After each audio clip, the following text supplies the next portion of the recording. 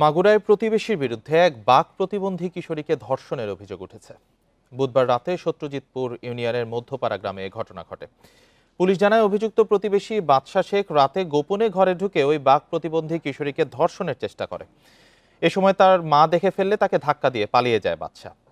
বর্তমানে হাসপাতালে কিশোরীটির শারীরিক পরীক্ষা চলছে। এখনও লিখিত অভিযোগ করা না হলেও বিষয়টি সর্বোচ্চ গুরুত্ব দিয়ে তদন্ত করা হচ্ছে বলে জানিয়েছে পুলিশ। ভিকটিম যেহেতু বাক প্রতিবন্ধী, তার কাছ থেকে কোনো কিছু শোনা সম্ভব হলো না। ভিকটিমের মাকে বললাম দ্রুত থানায় এসে অভিযোগ দায়ের করতে। অভিযোগ দায়ের করার পর আইনি প্রক্রিয়াগুলো যথাক্রমে আগাবে এবং আমরা ঘটনা শোনার পরের থেকেই আসামি গ্রেপ্তারের জন্য চেষ্টা করতেছি।